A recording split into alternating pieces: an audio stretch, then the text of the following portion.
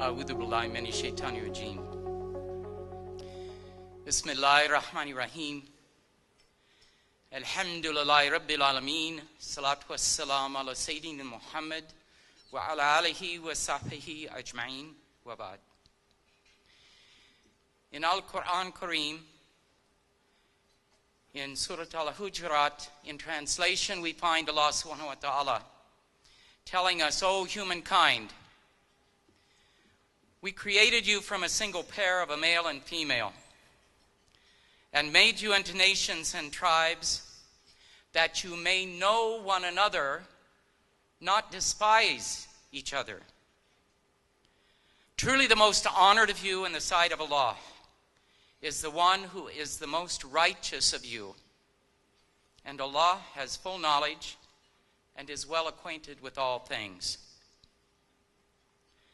Again, in the third surah, Al-Imran, in translation, Allah subhanahu wa ta'ala has said, let there arise out of you a band of people, enjoining what is right and forbidding what is wrong. They are the ones to attain happiness. My dear brothers and sisters, honored guests, we come together this evening under the banner of the Michigan Muslim Community Council. With 28 years of work serving our communities, contributing to the growth and development of Michigan in many ways.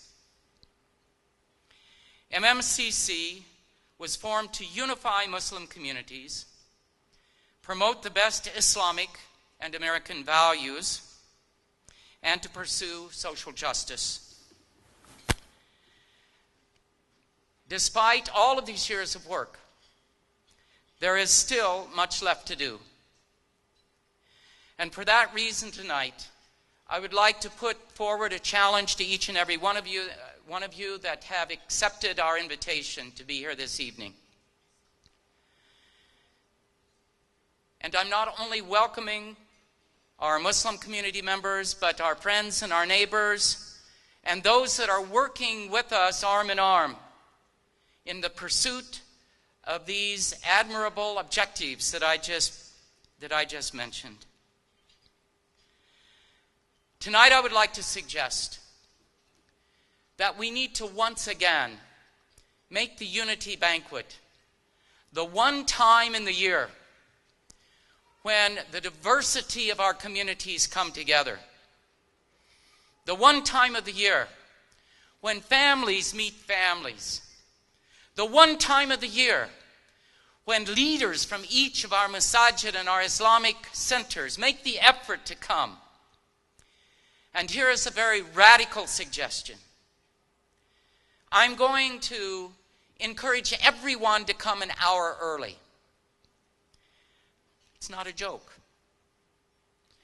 Historically, what we've done is we've said doors open at 5, program starts at 6. In thinking about this and looking for the ways and means to help to build the unity, and in the past I've spoken about our excellent work with champions still being conducted in silos. And in order to achieve unity, it's going to require us to find a way to step out of those silos. And I'm suggesting here this evening that a year from now, by coming an hour ahead, and instead, like I usually do, look for the friends, look for the people that I already know. Instead, look for someone that is from a background, from a different ethnic origin, from a different country, from a different masjid, from a different part of the state. And spend a few minutes of your time, as Allah subhanahu wa ta'ala says, getting to know one another. I would like to suggest that we need to work over the next 12 months to make this time in the calendar the apex of our year. We need to work to gather in community leaders, imams, community workers, social service providers, teachers, youth workers, and use this opportunity to make new connections, to discuss mutual challenges, and to learn more about one another. In this manner, we can help to build our capacity. And tonight, I'm challenging those that are present to take the message back to your homes and your communities. We need more to engage this critical work. We need more of you to volunteer, and we know that it's possible. There were about 300 Michiganders that volunteered and helped to make the 51st National Convention of the Islamic Society of America that came to Detroit a success. We did it on behalf of that event. Can't we do it on behalf of our children and our families' futures? My dear brothers and sisters, we have 24 board members at this time, 11 of which are executive council members. And from those members, we have a number of committees. If the committee chair people are here, I'm going to request that you stand up, and I'll move through this quickly. Finance is headed by Dr. Mamdouh Abdulrazak. Development by Brother Shahid Tahir. I know you're here. There, wave. So people, it's not for me to see you, it's so people can recognize you. Imam's Council. Imam Mustafa El-Turk is on our board, and the Islamic Council has a co-chairperson who made a special effort to be here this evening. It's Imam Muhammad Ilahi. Please stand up also, Afi Habibna. Service is headed by Dr. Mohibayas. And this is a very important, critical area of work. Youth and Family is headed by Sister Fatima Salman. Civic Engagement by Brother Ahmar Iqbal. Where are you? I know you're here tonight. There you are. I saw you. Interfaith is open.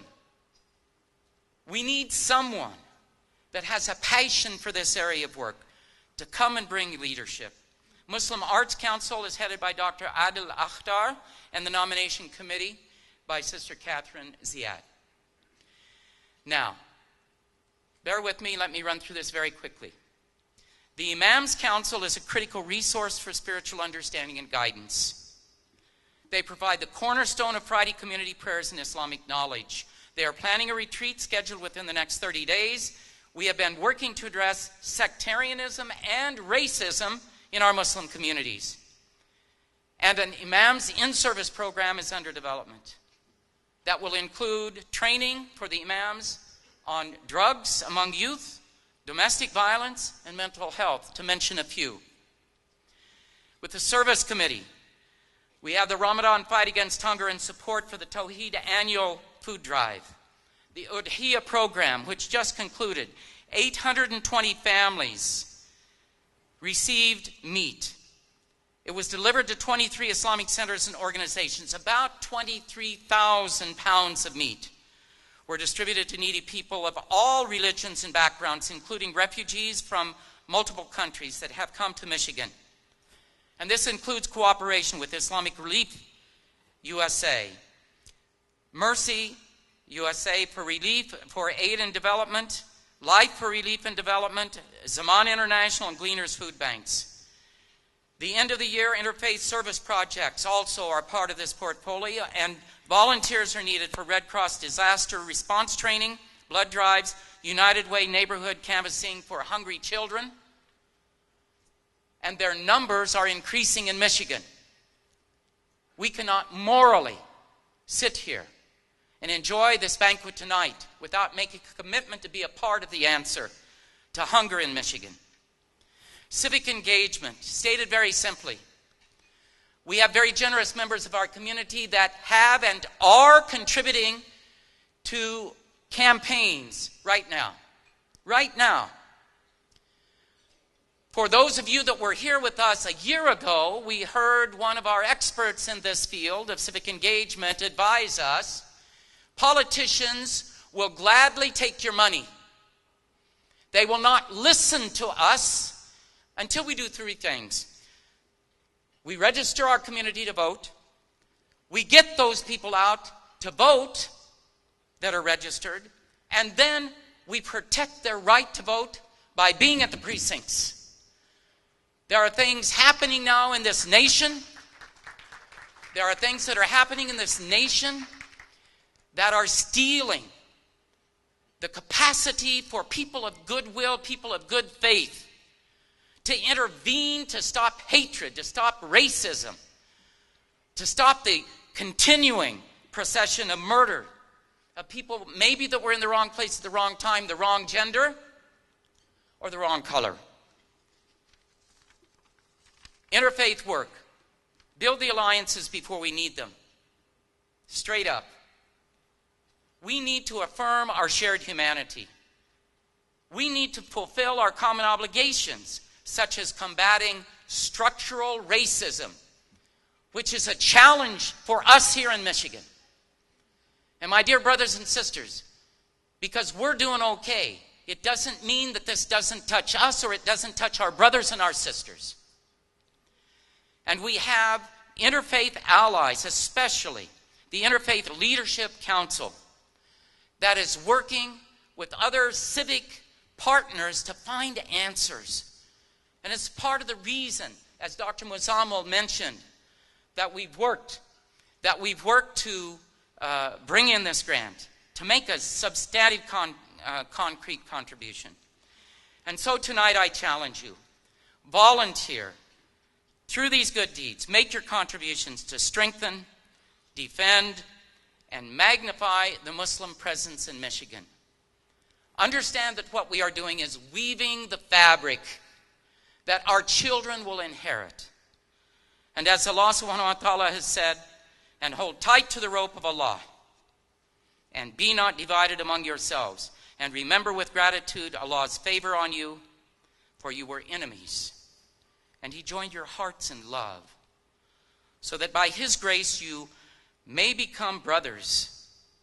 And you were on the brink of the pit of fire, and He saved you from it. In this manner does Allah make His signs clear to you, that you may be guided. Assalamu alaikum wa rahmatullahi wa barakatuh.